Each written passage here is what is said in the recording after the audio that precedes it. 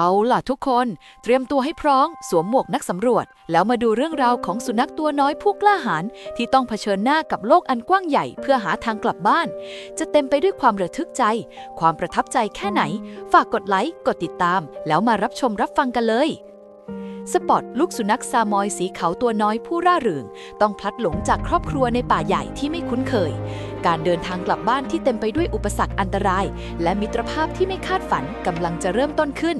สปอตจะใช้ความกล้าหาญสัญชาตญาณและความจริงใจในการเอาชนะความท้าทายต่างๆและได้กลับสู่อ้อมกอดของครอบครัวที่รักหรือไม่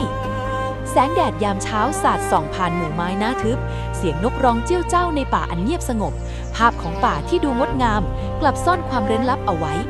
ท่ามกลางความงดงามนั้นสปอตลูกสุนัขซามอยตัวน้อยกำลังวิ่งเล่นอย่างร่าเริงโดยไม่รู้เลยว่าอันตรายกำลังคืบคลานเข้ามาเสียงแปลกประหลาดดังขึ้นสปอตหยุดชะงักหูตั้งชันดวงตากลมโตสอดสายมองหาต้นเสียงบางสิ่งเคลื่อนไหวอย่างรวดเร็วจากพุ่มไม้สปอตตกใจวิ่งหนีไปในป่าลึกภาพตัดไปที่ความว่างเปล่าครอบครัวของสปอตเรียกหาด้วยความกังวลสปอตวิ่งไปอย่างไร้จุดหมายหอบเหนื่อยและหวาดกลัวป่าที่เคยดูงดงามบัดนี้กลายเป็นเขาวงกฏที่น่าพะพรึงค่ำคืนมาเยือนสปอตตัวน้อยซ่อนตัวอยู่ใต้โพรงไม้ตัวสั่นด้วยความหนาวและความกลัวดวงตาคู่เล็กมองออกไปในความมืดมิดเสียงหมาป่าหอนดังว่างมาแต่ไกลสปอตสะดุ้งเฮือกขนลุกชันในความมืดมิดมีดวงตาเรืองแสงคู่หนึ่งจ้องมองมาสปอตสัมผัสได้ถึงอันตรายสปอตตัดสินใจออกเดินทางอีกครั้งแม้จะกลัวแต่ความมุ่งมั่นที่จะกลับบ้านก็แรงกล้ากว่ามันต้องข้ามลำธารเล็กๆที่ไหลเชี่ยวสปอตพยายามอย่างระมัดระวังก้าวเท้าลงไปในน้ำเย็นจัดแต่แล้วเท้าก็พลาดสปอตถูกกระแสน้ำพัดไปอย่างรวดเร็วสปอตพยายามตะเกียกตะกายอย่างสิ้นหวังก่อนจะถูกกระแสน้ำพัดไปเกยตื้นบนโขดหินทันใดนั้นเงาขนาดใหญ่ก็ทอดทับลงมาสปอตเงยหน้าขึ้นอย่างหวาดกลัวไม่ใช่สัตว์ร้ายแต่เป็นหมีสีน้ำตาลตัวใหญ่ที่มีท่าทางใจดีดวงตาของมันมองสปอตด้วยความเห็นอกเห็นใจหมีค่อยๆใช้จมูกดุลดันสปอตเบาๆเหมือนจะบอกว่าไม่เป็นไรนะสปอตรู้สึกอบอุ่นและปลอดภัยอย่างที่ไม่เคยรู้สึกมาก่อนมันซบลงข้างหมีใหญ่พักผ่อนเอาแรงรุ่งเช้ามาเยือนมีชี้ทางให้สปอตด้วยท่าทางที่สื่อว่าทางนั้นแหละบ้านเจ้าสปอตออกเดินทางต่อด้วยความหวังใหม่แต่เส้นทางข้างหน้ายังคงท้าทายมันต้องปีนขึ้นเนินเขาที่สูงชันสปอตใช้ความพยายามอย่างเต็มที่ค่อยๆตะกายขึ้นไปทีละก้าวจู่ๆก็มีฝูงกระรอกโผล่ออกมาเสียงเจียวจ้าวและวิ่งเล่นอยู่รอบๆสปอตมองด้วยความอยากรู้อยากเห็น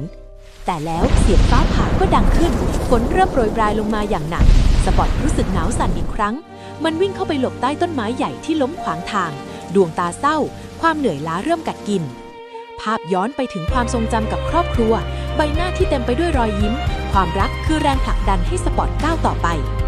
แสงสุริยายามเย็นสาดส่องลงมาสปอตมองเห็นยอดไม้ที่คุ้นเคยอยู่ไกลๆความหวังเริ่มก่อตัวขึ้นแต่แล้วทางข้างหน้าก็ถูกขวางด้วยแม่น้ำกว้างใหญ่ที่ไหลเชี่ยวสปอตลังเลมันจำความกลัวในลำธารเล็กๆได้แต่บ้านอยู่ตรงหน้า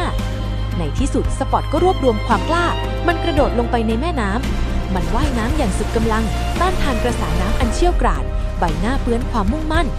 ในที่สุดสปอตก็ถึงฝั่งมันตะกายขึ้นมาอย่างเหนื่อยอ่อนแต่ด้วยรอยยิ้มบนใบหน้าสปอตวิ่งไปตามถนนลูกรังที่คุ้นเคยมันได้กลิ่นบ้านภาพบ้านหลังเล็กๆที่อบอุ่นปรากฏขึ้นตรงหน้าสปอตเร่งฝีเท้าให้เร็วขึ้นประตูบ้านเปิดออกครอบครัววิ่งออกมาด้วยความดีใจสุดขีดสปอตและครอบครัวโผเข้าหอกันอย่างอบอุ่นการรอคอยสิ้นสุดแล้วครอบครัวโอบกอดสปอตด้วยความรักและความห่วงใยทุกคนมีความสุขที่สปอตกลับมา